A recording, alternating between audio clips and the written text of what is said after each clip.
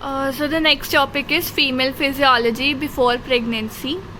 So that is basically gametogenesis in female. So what happens, first of all, we have during the embryonic phase we have some primordial germ cells. These primordial germ cells will differentiate to oogonium. Okay, and these oogonium pre-puberty, what happens that there is one of the oogonium will enlarge and another oogonium will surround it. Okay, so the one oogonium which is enlarged, it is known as primary oocyte, and when the other oogonium are around it, it forms a follicle. Follicle is known as primordial follicle. Okay, so what are these cells? These are the collected layer of the spindle cells from the ovarian stroma. Okay, so these are differentiated to a cell with epithelioid character. Okay, these cells are now known as granulosa cells. Okay, so primary oocyte surrounded by granulosa cell, which are none other than the former oogonium. This is known as primordial follicle. Now this primordial follicle, in presence of some local androgen, what will it form? Around the primary oocyte there will be formation of zona pellucida, a protein layer. Okay, and around the granulosa cell some cells will differentiate to form thecal cell. These are spindle cells outside the granulosa cells. Okay, and so this is now known as primary follicle. So what is primary follicle? It is differentiated part of primordial follicle, or it is the primary oocyte covered with zona pellucida, then it is covered with granulosa cell, and then it is covered with the thecal cell. Okay, so now in the presence of LH and FSH, main role is of FSH. What happens? These cells will secrete estrogen. Okay, and this primary oocyte will proliferate, the cells will proliferate and form early secondary follicle. Again in the same situation, what will happen? There will be presence of follicular fluid. In the granulosa cell, there one cavity will be formed, many cavities will be formed which will be filled with follicular fluid and a high quantity of estrogen, and this is known as late secondary follicle. In this phase, the primary oocyte has now done the division and formed the secondary oocyte. Now what happens? Similarly, the hormones come and go and a single cavity is formed which is known as antrum. Around the secondary oocyte, a layer of cell is differentiated to form corona radiata, and now this secondary oocyte along with the corona radiata will detach from this whole follicle, and the left portion will form Graafian follicle. Now this is known as Graafian follicle, which is arrested in metaphase 2, and this is secondary oocyte. Okay, so now secondary oocyte will be detached and it will go out of the ovary into the fimbria, and the left out portion will be known as corpus luteum, and this corpus luteum will now produce progesterone and estrogen. So this was the ovarian cycle or the follicular cycle, the cycle occurring in the ovaries. Now let's revise the cycle with the help of a flowchart. Firstly, there were oogonium. Oogonium differentiated to primordial follicle. This primordial follicle was surrounded by granulosa cell, which in childhood has two functions. The first one is nourishment. The second one is oocyte maturation inhibiting factor. They release this factor which inhibit it to do meiosis, and due to this factor, this primordial follicle or the primary oocyte will remain in the prophase 1 stage. Now after puberty, this primordial follicle will form primary follicle What is the change here? The diameter is increased plus the layer of granulosa cell increase. Now these will form early secondary follicle, then late secondary follicle. In the late secondary follicle, there is growth and they form a vesicular follicles. In this, the estrogen cause granulosa cell to form more FSH receptor. Okay, so now FSH will come from pituitary and together with estrogen they will increase the LH receptor. Okay, so now testosterone with this LH hormone will lead to proliferation of thecal cells. Okay, it was estrogen along with the LH. So firstly estrogen will lead to increase in FSH, then FSH plus estrogen will lead to increase in LH, then LH and estrogen will lead to proliferation of thecal cell. Now they will form Graafian follicle which has secondary oocyte which will swell and the central stigma will protrude like a nipple. In 2 minutes this stigma will rupture and the fluid evagenates, and this fluid will carry ovum plus the corona radiata. Corona radiata is nothing else but the granulosa cells, and the left out portion will become corpus luteum. Now we discuss thecal cell. Theca has two layers, theca interna and theca externa. Theca interna has epithelioid character and it has ability to secrete steroid sex hormones which are estrogen and progesterone. And the theca externa is highly vascular connective tissue which is capsule of developing follicle. Okay, so now let's discuss the ovarian hormones. There are two types of ovarian hormones, estrogens and progestins. Estrogens, there are three main type of estrogens: estrone, estradiol and estradiol. Okay, so estradiol is the most potent estrogen. Estrone has only the 80th part of the potency of the estradiol, and estradiol has the 12th part of the potency as estradiol. So what is the function of this estradiol or estrogens as whole?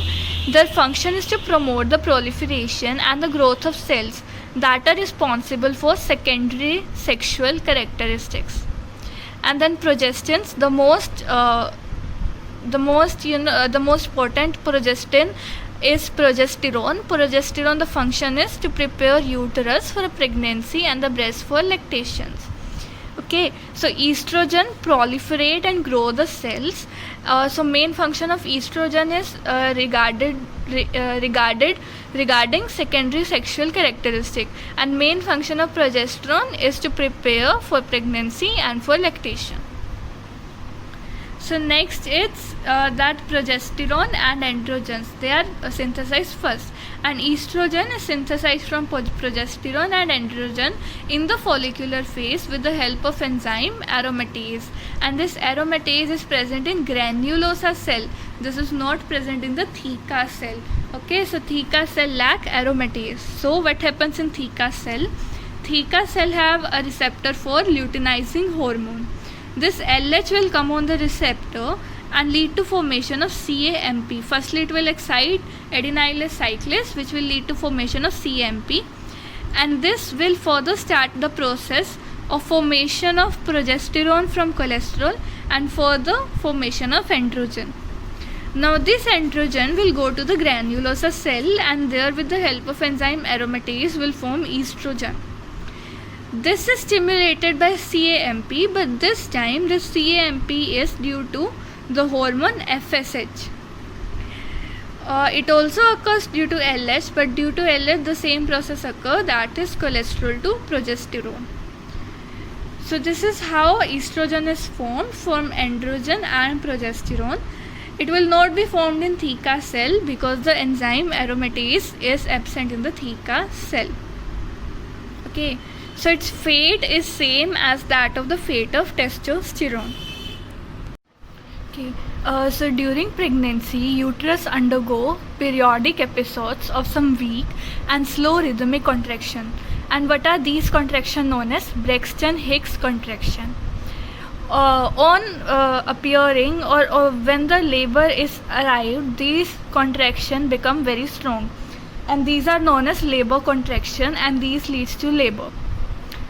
So what is the regulation of these contraction? Firstly, the baby's head stretches the cervix of uterus, okay, and then what this will do, this will firstly stimulate the pituitary gland. This stretch will stimulate pituitary gland to release oxytocin. This oxytocin will again increase the contraction of uterus.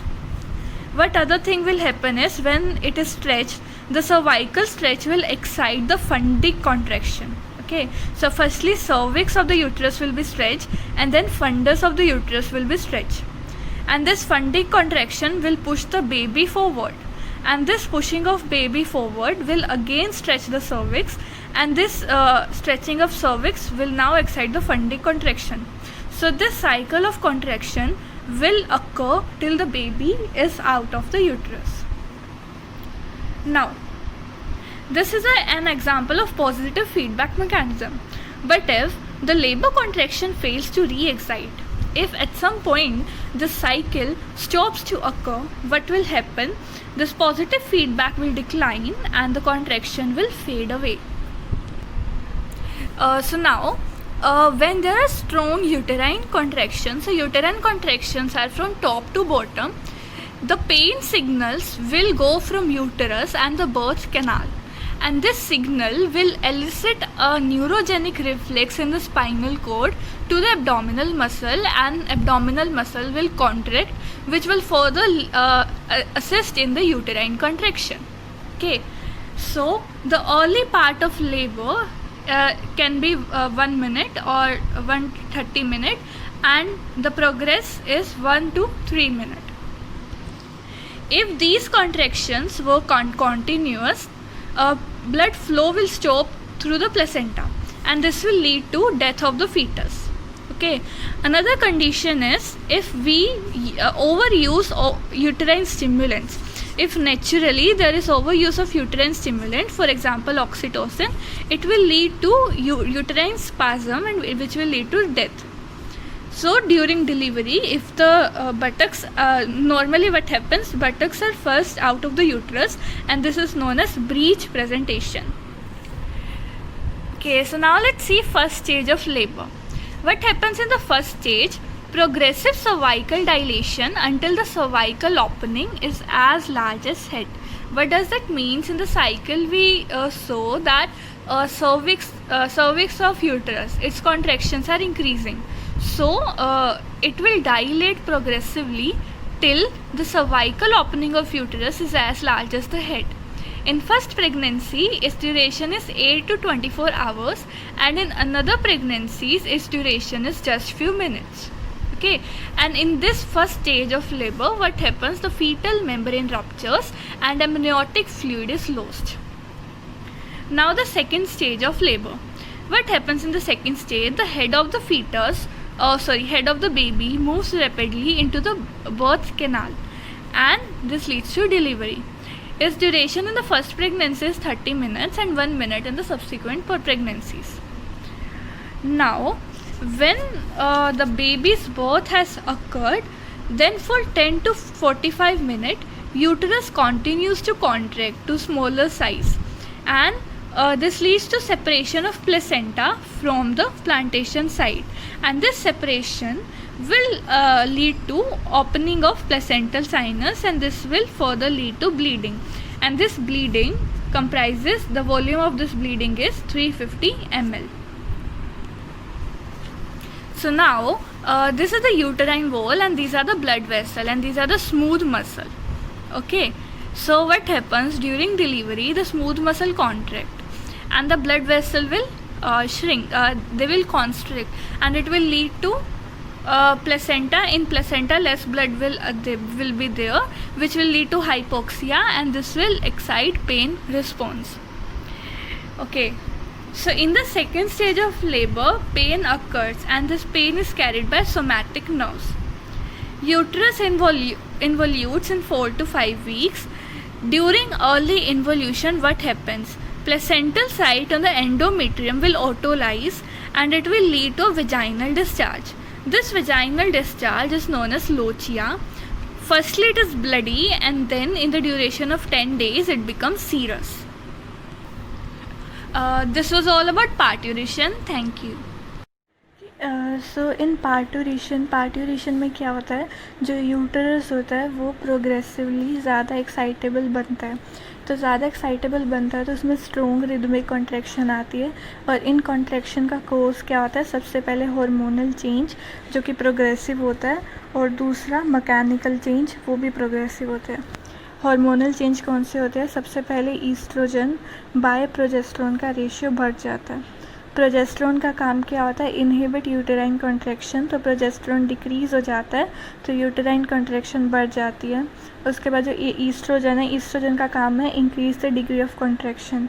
ये वो कैसे करता है, जो smooth muscle होते हैं, smooth muscle के बीच में गैप जंक्शंस का नंबर बढ़ा के, तो जो वेव ऑफ कॉन्ट्रैक्शन है वो जल्दी से पास करेगी सभी स्मूथ मसल्स में. दूसरा है ऑक्सीटोसिन. ऑक्सीटोसिन क्या है, जो यूटेराइन मसल्स है उनमें ऑक्सीटोसिन के रिसेप्टर इंक्रीज़ हो जाते हैं, और rate of secretion of oxytocin भी इंक्रीज़ हो जाता है. और अगर हम हाइपोफिजियोटोमाई कर दे किसी एनिमल की, मतलब कि ऑक्सीटोसिन की रिलीज़ नहीं हो रही, तो उसमें लेबर का पीरियड प्रोलॉन्ग्ड हो जाता है. मतलब कि इसका काम क्या होता है, इस पीरियड की ड्यूरेशन को कम करना. दूसरा है irritation and stretching of cervix increase oxytocin release. Next hormonal changes, fetal hormones. Pituitary release oxytocin, fetal pituitary release oxytocin, fetal adrenal release cortisol and prostaglandins are also released. इन सब का काम क्या होता है, increase the uterine contraction. Then we have progressive mechanical changes. Progressive mechanical changes क्या होता है, stretch of the uterine musculature. जितना ज़्यादा stretch होगा उतनी कम duration होगी parturition की. इसीलिए जो twins होते हैं they are born 19 days earlier than a single baby. And then stretch and the irritation of cervix, ये भी यूटेराइन कॉन्ट्रैक्शन को इंक्रीज़ करते हैं.